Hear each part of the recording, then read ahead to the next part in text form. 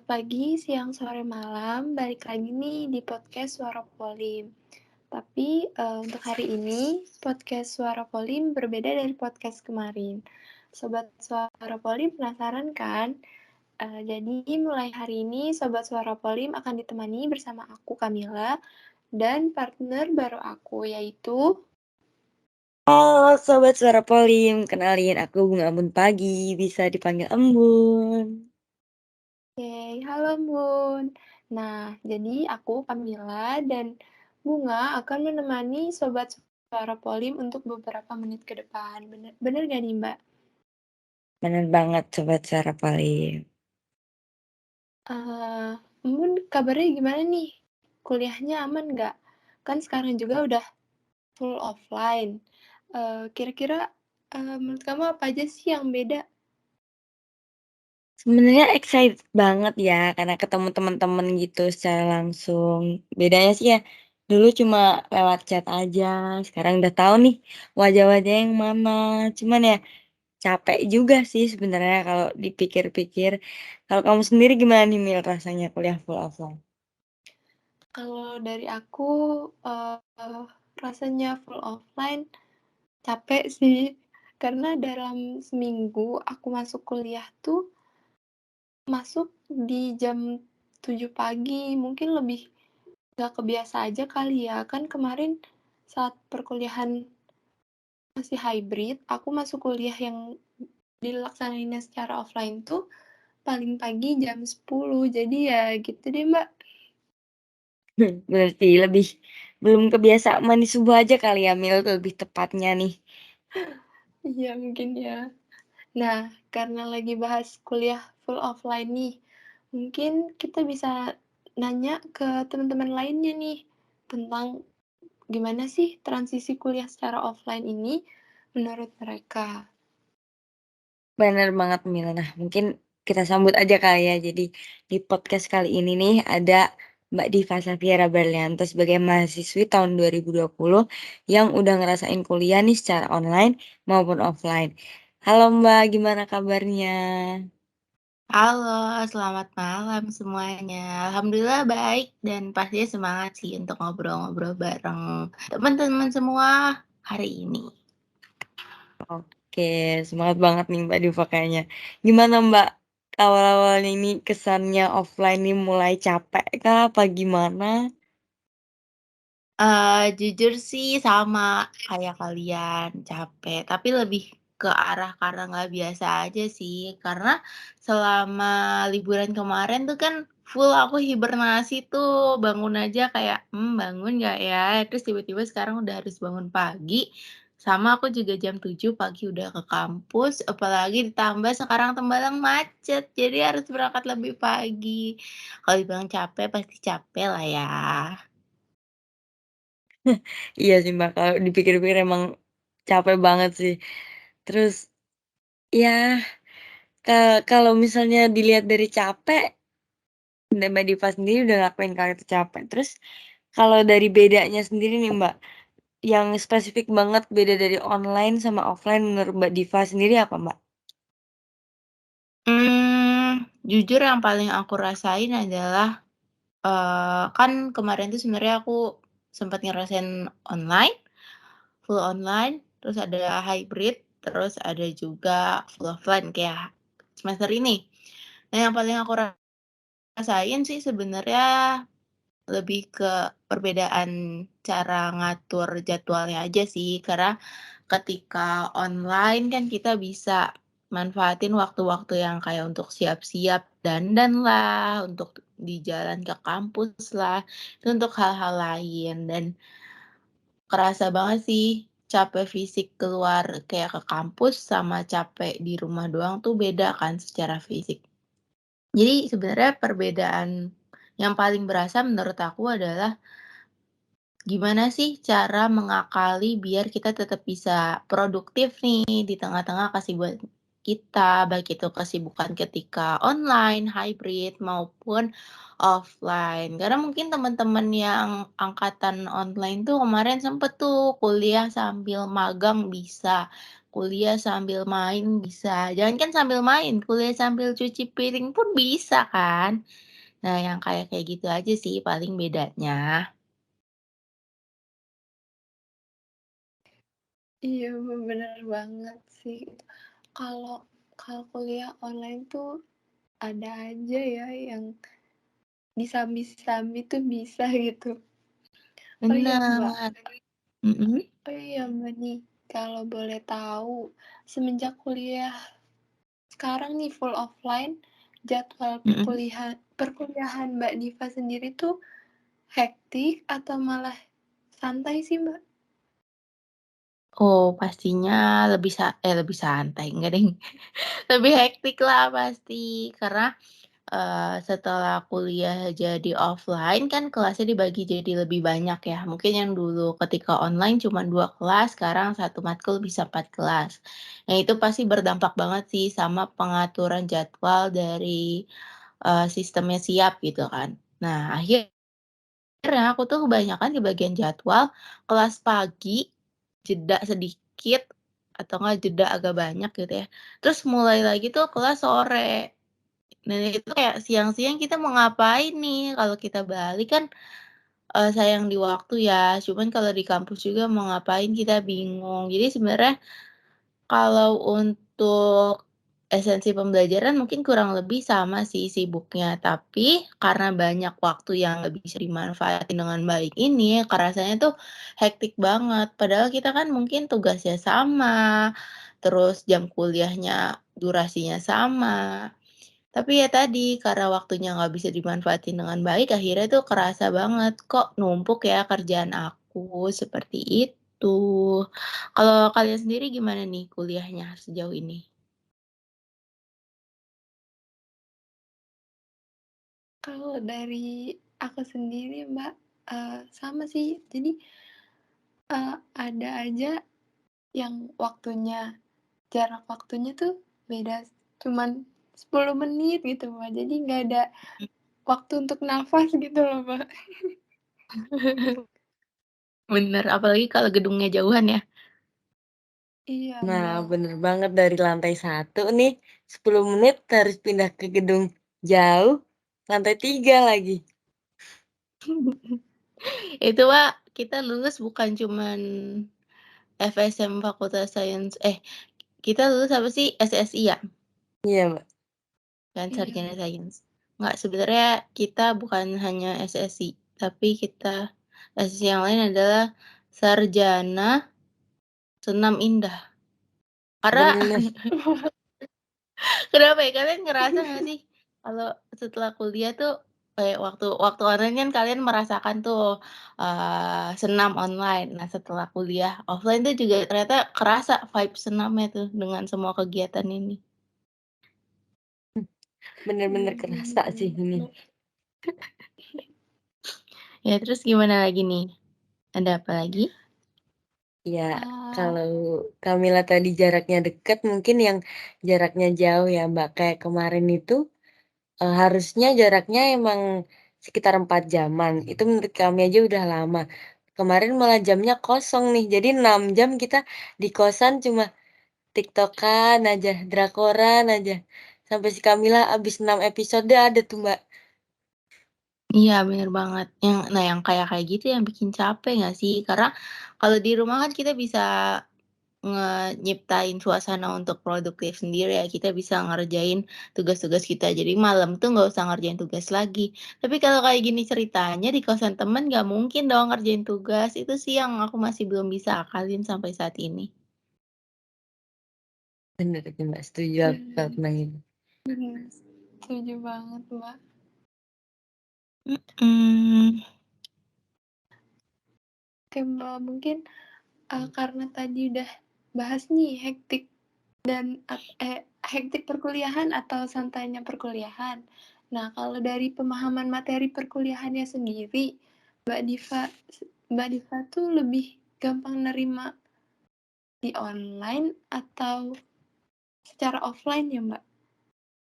Kalau kamu tanya aku, jawaban aku adalah secara offline. Kenapa? Karena jujur kalau online aku suka tidur, terus bangun-bangun di tim sudah tinggal sendiri. Nggak aku aja kan, kalian juga pernah kan? Jujur iya itu rahasia umum sih, Mbak, udahan. Iya, Iya, nggak jadi kalau salah dibilang lagi sih, Mbak. benar, kalau dibilang lebih ngerti mana ya pasti materi lebih ngerti kuliah offline lah. Dan, beberapa matkul tuh kan memang ada yang harus hands on gitu, harus pegang bahannya lah, harus mungkin, eee, diskusinya secara offline lah, pokoknya praktek secara offline lah yang nggak bisa deh dilakuin secara online. Kalau online kan biasanya tuh kita interaksinya cuman lewat tanya jawab atau enggak pakai whiteboard kan. Sebenarnya enaknya offline tuh banyak banget media yang bisa kita manfaatkan untuk bisa lebih mengerti tentang materi yang kita pelajari. Bener sih, Mbak, itu. Apalagi ada tense-nya juga kan, hadap-hadapan sama dosen langsung gitu. Jadi secara nggak langsung kayak, aduh harus bisa nih gitu. Kalau kamu TENS ya? Kalau Kamila gimana? TENS juga nggak? Iya, iya sih jadi kayak mungkin karena kan langsung berhadapan sama dosen gitu ya, Mbak, jadi kayak, Mhm. ih, aku harus bisa nih, nanti ditunjuk atau apa gitu Iya, kan ya, Mbak. bener Jadi bener bener. sebisa mungkin perhatiin nih dari awal, nggak boleh tidur, nggak bisa tidur. Berarti kalian biasa duduk baris berapa? Waduh, jangan ditanya, Mbak. Pasti Waduh. kursi Belakang. belakang penuh duluan oleh kami. Tapi iya aku jujur yang untuk poin ini aku nggak relate sama kalian sih, kenapa? Karena aku duduk pasti baris pertama, kalau nggak baris pertama ya tadi aku ketiduran. Bahkan di baris pertama pun, aku duduk seberang-seberangan sama dosen nih, ada dosen ya ada lah pokoknya, dosen kimia. Terus waktu itu kondisi ruangan tuh panas kan. Nah, terus AC-nya nggak nyala tuh, terus samping aku kipas-kipas anginnya ke aku.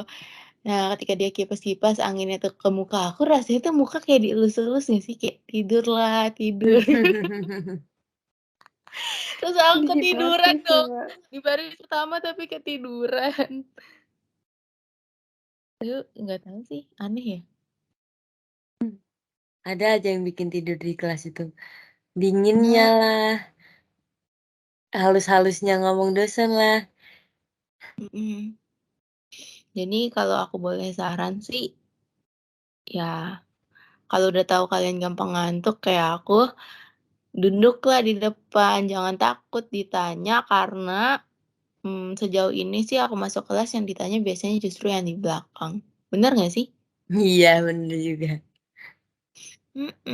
Jadi ya duduk depan lah. Walaupun sebenarnya ya nggak terlalu ngefek sih kalau kalian tipe orangnya kayak aku yang kayak, "Ya udah aku ngantuk, aku tidur," gitu. Kalau ngomong-ngomong tentang duduk nih, Mbak, kan pasti bareng Mhm, teman-teman nih. Nah, kalau dari teman-temannya ya. sendiri, Mbak, kalau walaupun udah kenal ya setahun via online berarti Mbak Diva ya, waktu ketemu offline tuh jadi canggung gitu nggak sih, Mbak? Apa kayak, ya udah aja udah ketemu online juga gitu, udah chat juga atau gimana, Mbak? Oh, kalau tanya tentang temen, mungkin, teman-teman yang dengar podcast pun udah tahu pengalaman aku cenderung kalau organisasi biasa di public relations. Nah, ciri anak public relation adalah harus nggak tahu malu, ya kan? Itu udah kayak ciri pasti deh anak public relation harus nggak tahu malu, bisa mencairkan suasana dan bisa supel sama orang lain.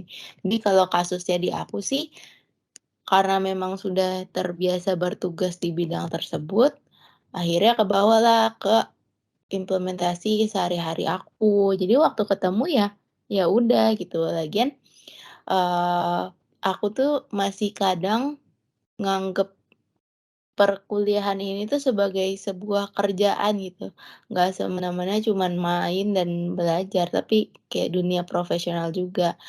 Jadi maupun aku suka atau misalkan kurang suka sama orang ya tetap aja di kampus kan harus stay cool, kita tetap teman dan tetap harus berbaur gitu. Iya juga sih, Mbak, mau nggak mau sih lebihnya ya, dan kita Mhm, juga butuh dia, dia juga butuh kita juga mungkin, jadi mau nggak mau, bener sih, Mbak. iya, apalagi kalau buat nanya PR kan. Hmm, kalian suka meng-copy PR tidak? Mengcopy sih, ya mungkin lebih ke diskusi aja ya, Mbak, bahasa halusnya gitu ya. Oh, iya. Kalau aku sukanya parafrase. Waduh, Iya gitu deh, kayaknya udah rahasia umum banget ya sih? Gitu. Dan apa ya, mungkin teman-teman ada yang ngerasa, "Ih gue nggak mau ah temenan munafik kalau cuman butuh doang." Enggak, kalian harus Waduh. bedain mana temen yang emang teman personal sama teman profesional. Kalau teman personal ya jangan dimunafikin gitu, kayak ya udah kita main bareng, kita tiap hari bareng dan jangan sampai nusuk di belakang. Cuman kita tetap perlu teman-teman yang konteksnya itu konteks profesional. Jadi, memang kita hanya berbincang, hanya berdiskusi ketika ada butuhnya gitu. Jadi nggak ada salahnya kok kalau kita memang datang ketika perlu gitu. Toh yang penting kita meninggalkan impresi yang baik, jangan udah datang terus kayak langsung mintanya tuh aneh-aneh gitu, jangan. Ya tetap tahu adabnya, tahu caranya berkomunikasi yang baik, tapi jangan ngerasa takut dan ngerasa bersalah sih untuk ngehubungin orang ketika lagi butuh. Seperti itu kalau menurut aku. iya banget sih, Bener Mbak, aku banget, tentang itu. Mbak. Apalagi buat teman-teman maba ya. Ih, kalian ngerasa nggak sih kalau lagi maba tuh lagi fase-fasenya kita justru nge-fake banget demi dapet temen? Iya kayak, ya deketin aja gitu biar dapet temen, bener, Mbak. Mhm, sebenarnya nggak salah sih strategi itu ya, karena kalau nggak gitu mungkin kita nggak kenal banyak orang ya, cuman ya balik lagi preferensi sih sukanya temenan yang kayak gimana. Kalau aku pribadi sih lebih sukanya itu, membedakan temen yang beneran teman personal dan temen profesional yang emang ketika aku ngobrol ya bahasnya masalah kerjaan saja atau kuliah saja gitu, dan itu nggak ada salahnya sih. Kenapa aku bisa punya pola pikir seperti ini, karena kebetulan tuh kemarin aku selama beberapa bulan sempet kontrak kerja di salah satu learning platform dan ya berasa banget, oh kita tuh di lingkungan profesional ya temenannya secara profesional, no hard feeling kalau emang kita cuma datang pas butuh dan buat diskusi aja. Ya tadi, balik lagi preferensi masing-masing. Kalau teman-teman ngelihat kuliah tuh sebagai ajang mencari teman dan sekedar belajar, it's okay kalian mau temenan sama yang beneran temen aja nggak apa-apa. Tapi kalau kalian mau coba nilai kuliah itu dari sudut pandang, "Oh ya, gue kuliah tuh dunia profesional gue saat ini loh." Nggak apa-apa kalian juga punya teman-teman yang kalian kategorikan teman profesional aja, gitu. Kalau ngomong-ngomong tentang maba nih, Mbak, kalau dari Mbak Diva sendiri Mhm, ada nggak, Mbak, kayak tips and trick gimana sih apa ya, ngejalanin ini offline ini dengan bantuan kan kayak dari online apalagi mereka kan dari SMA yang serba online. Mereka udah tahulah mhm. platform-platform kayak cara ngedeketin online gitu. Nah, pindah ke offline ini sendiri Mbak Diva punya nggak kayak tips and triknya gitu buat temenan sama teman-teman secara offline yang tadinya cuma chat-an dan, cara ngatur waktu juga. Jadi kayak lebih ke tips and trik aja sih buat maba ngejalanin kuliah offline ini. Oke oke oke, ini pertanyaan yang bagus. Kenapa? Karena aku melihat ini sebuah masalah yang dihadapi semua orang di lingkup pendidikan. Karena aku kemarin juga bulan lalu baru diundang ke salah satu SMP dan yang gurunya keluhkan pun seperti itu. Ini anak-anak ketika online tuh ya kan dibelain orang tuanya lah pasti di rumah gitu kan, apalagi masih SMP dia. Terus pas offline tiba-tiba kok jadi aneh ya, nggak tahu tata krama, nggak tahu adab gitu. Itu, common problem banget. Jadi kalau misalkan teman-teman merasa kesulitan, "Ih, aku sulit nih merasa transisi online ke offline, kok aku susah ya bergaulnya, kok aku justru malah kayaknya lebih banyak yang nggak suka aku ya waktu offline tuh suatu hal yang wajar dan nggak usah takut, karena di sini kita sama-sama belajar. Nah, kalau untuk pertemanan sendiri tipsnya kayak gimana, ya balik lagi tadi, kalau kalian mau melihat kuliah seperti aku ya coba pisahkan teman-teman yang memang kalian ingin jadikan teman personal dan mana teman yang sekedar teman profesional aja. Dengan gitu kalian punya nih boundaries atau batasan-batasan tertentu terhadap teman kalian. Jadi nggak semua teman diperlakukan sama dan nggak semua yang bukan teman diperlakukan kayak orang asing. Jadi tetap aja ngobrol ya ngobrol, diskusi ya diskusi gitu. Tapi yang namanya teman dekat ya tetap teman dekat gitu. Nah, cara cari temennya gimana?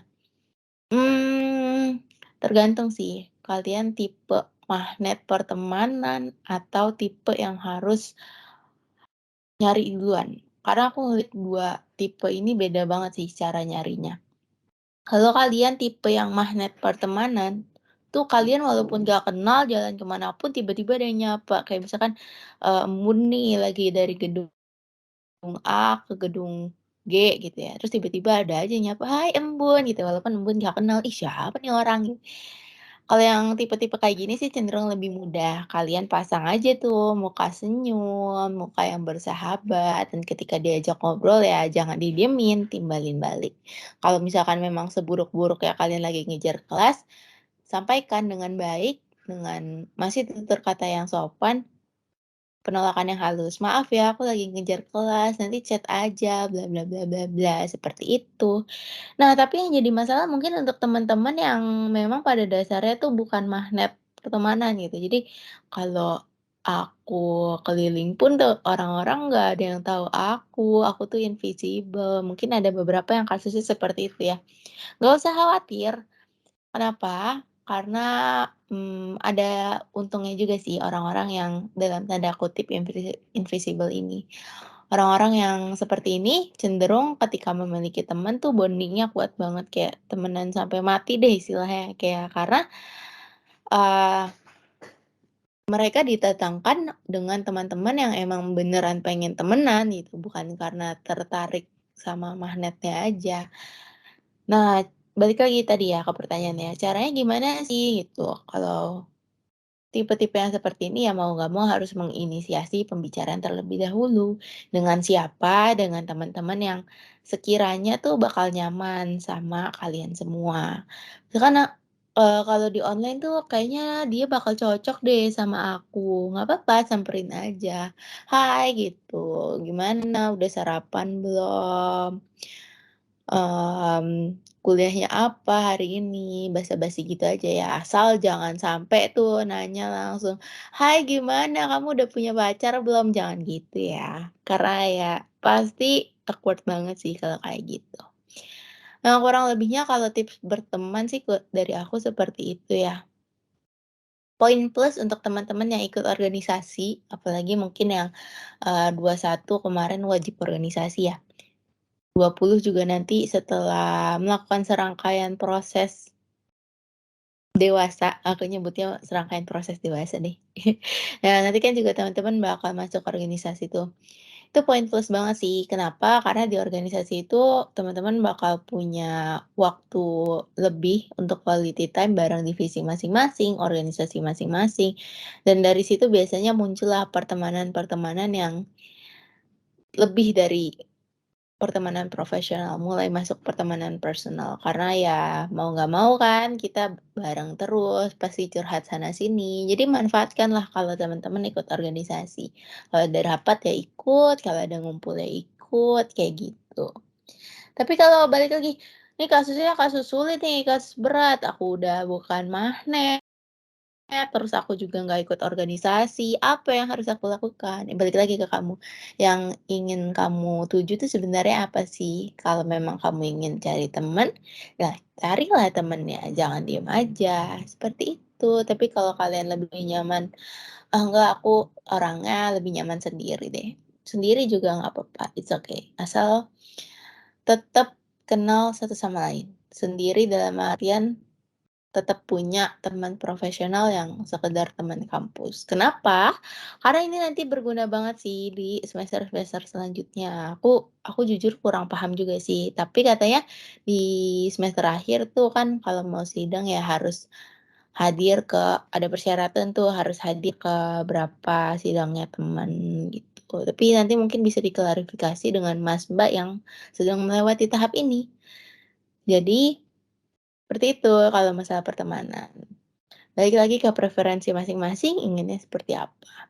Nah, kalau kita bahas tentang produktivitas, ini jujur bakal susah banget sih untuk diatur, apalagi ya shock banget dong selama ini online, selama ini leha-leha di rumah, tiba-tiba di sini, duh bangun aja udah jam berapa tuh, terus pulangnya udah malam. Kita mungkin bisa 12 jam di kampus, 12 jam lagi ya 4 jamnya dipakai buat nonton TikTok, 8 jamnya dipakai buat tidur gitu. Jadi kapan nih aku bisa ngerjain tugas, kapan nih aku bisa, ikut sana sini kegiatan yang aku inginkan.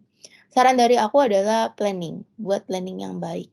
Bukan cuma sekedar to do list ya, karena banyak banget sih yang aku lihat udah ada to do list-nya tapi nggak ada planning-nya, jadinya nggak kejadian tuh apa yang udah di to do list. Nah, planning-nya gimana? Kalau teman-teman udah melek digital atau istilahnya apa ya, tech savvy lah ya, jago pakai HP dan laptop, bisa banget manfaatin aplikasi-aplikasi yang bakal menunjang pekerjaan teman-teman. Either itu Notion, yang dulu bau-baunya bakal diblokir tuh, tapi akhirnya ternyata nggak diblokir. Boleh dieksplor aja lagi Notion-nya. Atau paling sederhana adalah pakai Google Calendar. Jadi teman-teman mulai plot-plotin, "Oh jam segini sampai segini aku tuh siap-siap, jam segini sampai jam segini tuh aku kampus, jam segini sampai jam segini aku rapat, jam segini sampai jam segini aku, kerjain tugas, jam segini sampai jam segini aku nonton TikTok nggak boleh diganggu." Terus mungkin untuk yang punya ayang mulai juga dijadwal tuh, jam segini sampai jam segini aku ngobrol sama ayang gitu. Itu bakal membantu banget sih, karena ketika kita nggak punya planning tuh cenderung kayak, nanti dulu deh kerjainnya, buka TikTok dulu, ternyata buka TikTok berjam-jam. Nih kalau ketika udah punya planning, "Oh ya jam segini gue harus ini nih, jam segini gue harus udah ini nih." Tapi tetap planning-nya planning yang sehat, seimbangkan antara jam main teman-teman dan jam belajar ya. Jangan dibuat belajar semua, kecuali emang hobinya teman-teman belajar. Kalau teman-teman senang belajar, it's okay, gak apa-apa belajar seharian. Tapi kalau teman-teman tipenya tipe normal, ya kan abnormal banget ya orang suka belajar seharian. Tapi ada loh, ada orang-orang kayak gitu. Kalau teman-teman tipenya tipe normal, ya selipinlah jadwal-jadwal yang emang menyenangkan teman-teman. Jangan sampai kita burn out di semester pertama kita offline. Jangan sampai kita tuh stres sendiri, apalagi untuk teman-teman yang ngerantau dan jauh dari orang tua. Kalau untuk, yang lainnya menyesuaikan aja sih ke preferensi teman-teman lagi. Sukanya seperti apa ya monggo dilaksanakan. Nah, kalau teman-teman anaknya kayak aku, konvensional, pakai HP tuh ya emang buat chat aja. Ya bisa banget buka planner fisik. Sekarang banyak kok yang jual planner fisik tuh udah ada jamnya, jadi teman-teman tinggal, tarik garis dari jam segini sampai jam segini aku mau belajar organik gitu. Jam segini aku ada kelas tuh tinggal tarik garis aja, jadi nggak usah capek-capek bikin layout segala macem. Itu kalau mau yang simple, tapi kalau mau yang ekstra, teman-teman pasti tahu kan, bullet journal. Nah, hal-hal seperti itu bisa teman-teman lakukan. Tapi balik lagi, tadi, kalau teman-teman ngerasa cocok ya jalankan, kalau enggak ya jangan. Kenapa? Karena ketika nggak cocok tapi teman-teman paksa lakukan itu bakal buang waktu teman-teman aja sih, seperti itu.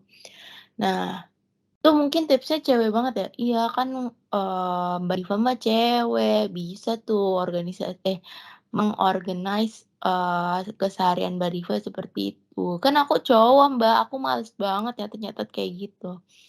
Nah, untuk cowok tipsnya apa ya? Apalagi cowok nggak bisa multitasking ya. Jujur aku nggak punya tips banyak sih, karena aku juga nggak tahu sudut pandang cowok tuh seperti apa terhadap hal-hal seperti organizing gitu. Cuman bisa dimulai dengan hal-hal simpel, ketika bangun tuh mulai di-plan out aja dalam pikiran gitu. "Oh ya hari ini gue mau ini," gitu. Jadi pas bangun tidur tuh langsung nggak langsung juga sih, ya mau bangun dulu boleh gitu, cuman sebelum mulai beraktivitas, dipikirin dulu, "Hari ini target gue tuh ngerjain ini loh," gitu. Jadi seenggaknya ada gambaran keseharian ini bakal ngapain. Nah kurang lebihnya gitu aja sih kalau, tadi bahasnya tentang teman dan cara ngatur jadwal. Mungkin ada pertanyaan lain boleh banget disambung nih, atau mungkin ada tips-tips lain dari Embun sama Kamila boleh langsung disambung aja. Waduh, aku mungkin itu aja kali ya, cuma mau point out aja sih, inti dari yang Mbak Diva udah jelasin tadi kayak, gimana sih cara dapet temen, cara bangun boundaries, mana sih yang beneran bisa menjadiin temen, mana yang enggak, terus take first step juga kayak kalau belum bisa apa ya nyapa duluan, apa susahnya gitu. Terus juga ikut organisasi juga bakal nambah, entah gimana aku sendiri juga ngerasain sih ikut organisasi tuh, entah gimana walaupun di organisasi juga nggak terlalu banyak kerja tapi ada aja gitu yang bikin kita nambah temen, ada aja yang diajak ngobrol gitu.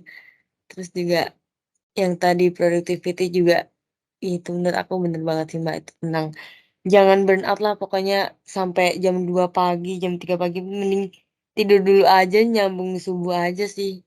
Dari aku gitu aja sih Mbak. Kalau dari Kamila gimana nih Mil?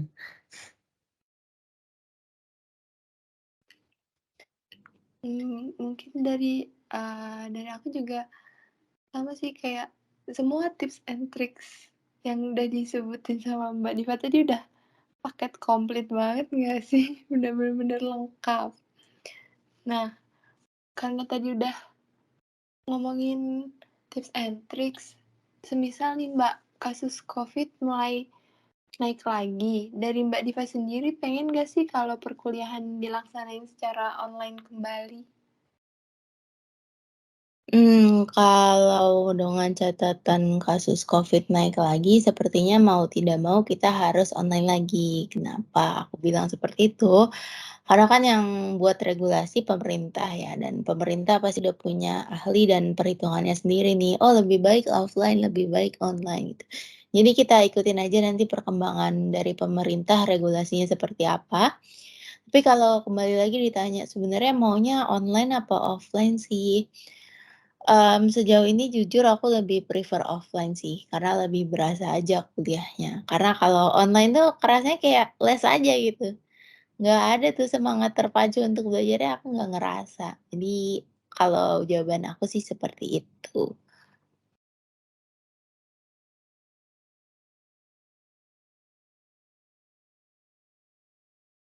Iya bener banget sih Mbak, aku juga mikirnya gitu, maksudnya walaupun ya udah nyaman mungkin nantinya kita nyaman sama offline juga mau nggak mau juga harus lockdown lagi karena buat kebaikan bersama juga. Eee, nah Mhm. itu tadi sih guys, teman-teman podcast tentang pengalaman dari Mbak Diva, udah ngomong dari A sampai Z tentang online, hybrid, offline. Nah, kalau dari Mbak Diva sendiri, sebelum menutup podcast hari ini, ada nggak Mbak, kayak closing statement gitu, untuk siapapun pendengar podcast ini, dari maba, teman-teman 20 maupun 21 juga, atau mungkin Mas Mbak nih yang, bentar lagi lulus juga, ada nggak Mbak, closing statement tentang, kuliah offline ini, yang mulai akhirnya offline ini? Kalau closing statement sih, jujur nggak ada, tapi ada poin yang ingin aku tambahkan dan mungkin bisa di-highlight ya teman-teman. Transisi ini pasti akan terasa sulit dan yang kena tuh bukan cuman fisik, tapi mental juga bakal kena, itu suatu hal yang pasti. Kecuali ya adaptasi teman-teman tuh memang sangat baik, mau ditaruh di mana aja, mau di darat, di laut, di udara gitu, ya tetap bisa adaptasi, ya itu teman-teman hebat. Tapi aku rasa semua orang akan merasakan kesulitan untuk transisi, jangankan kita yang mahasiswa ya, pasti orang-orang yang bekerja pun seperti dosen dan pekerja lainnya yang biasa WFH terus tiba-tiba full WFO lagi pasti kesusahan. Nah, teman-teman, aku pengen banget teman-teman tuh lebih aware sama kesehatan mental teman-teman. Kenapa? Karena kalau kesehatan fisik tuh cenderung lebih mudah dideteksi ya. Ada parameter-parameternya tuh buat dokter secara umum tuh tahu, "Oh iya kamu sakit ini, oh iya kamu karena ini bisa jadi begini." Tapi kalau kesehatan mental tuh biasanya deteksi awalnya itu dilakukan oleh teman-teman sendiri. Teman-teman mau masuk IGD pun ketika itu masalahnya mental, cenderung, dokter tuh kurang paham. Karena indikasi-indikasi orang-orang yang mentalnya kena, masuk IGD itu biasanya karena asam lambung, atau sakit kepala, atau merasa sesak, yang secara medis sebenarnya mereka sehat-sehat aja, tapi ternyata mentalnya yang kena. Nah, ini teman-teman yang harus lebih aware sih, baik itu yang maba karena baru banget nih, jauh dari orang tua, baru merantau, untuk teman-teman, 21, 20 juga yang transisi dari online ke offline, dan untuk Mas, Mbak, pastinya yang lagi pusing skripsian dan tugas riset, terus aware lah sama diri sendiri. Kalau memang butuh bantuan, cari bantuan, dan pastiin teman-teman validasi perasaan teman-teman semua ketika merasa sedih, senang, tuh teman-teman validasi. Jangan sampai kayak, "Ah, gini doang masa gue sedih sih? Ah, gini doang kok gue marah sih?" Nggak boleh gitu. Semua perasaan yang teman-teman rasakan itu valid, karena perasaan itu memang valid apa adanya, tanpa harus reasoning perasaan teman-teman, ya udah itu yang teman-teman rasakan. Jadi, tadi sih pesan aku intinya, lebihlah aware dengan kesehatan mental teman-teman semua. Kalau butuh teman, ya cerita-ceritalah, kalau butuh, apa ya, kadang kan kita, apalagi yang ngerantau ya, ngerasa kesepian banget nih, apalagi teman-teman kosannya ternyata pada suka tutup pintu gitu. Nggak apa-apa, chat-chat aja teman-teman yang lain, "Eh, aku lagi kesepian nih, temenin aku makan dong, temenin aku kerjain PR yuk, eh kita nongkrong yuk." Hal-hal itu untuk orang-orang yang memang dasarnya ekstrovert itu sangat membantu sih. Dan untuk teman-teman yang introvert, jangan takut untuk memenuhi kebutuhan kalian beristirahat tanpa orang lain. Jadi pastikan yang terpenuhi bukan hanya kebutuhan fisik teman-teman, bukan hanya kebutuhan pendidikan teman-teman, belajar sana sini semua hal dipelajari, tapi tolong kebutuhan mentalnya juga diperhatikan. Karena apa gunanya kita bisa sehat secara fisik, punya ilmu banyak, tapi ternyata mentalnya kena dan akhirnya nggak bisa berpikir jernih, bahkan mungkin fungsi organnya menurun. Seperti itu. Nah, betul banget nih. Tuh Sobat Suara Poli, jangan lupa ya di-highlight, lebih aware untuk kesehatan diri sendiri. Nah, karena udah nggak kerasa ya, udah 30 menit nih kita menemani Sobat Suara Poli. Terima Mhm. kasih banyak Mbak Diva yang sudah bersedia meluangkan waktu untuk sharing-sharing pengalaman kuliahnya yang sangat-sangat mengesankan ya, Mbak. Terima kasih banyak. Sama-sama. Oh iya Kamila, kalau boleh aku tambahin untuk, teman-teman yang mau kontak aku juga boleh banget langsung aja ke Instagram aku atau ke email aku di divasafiera@gmail.com atau di safiera_ yang mau konsultasi, mau cerita, mau curhat, boleh banget langsung aja. Oke, makasih banyak Mbak Diva untuk menemani kita di podcast kali ini. Nah, oke, Iya, terima kasih juga. oke Mbak, oleh karena itu, aku sama Kamila juga izin pamit undur diri juga. Makasih buat Sobat Suara Polin udah ngedengerin podcast spesial hari ini. Sampai jumpa di podcast selanjutnya.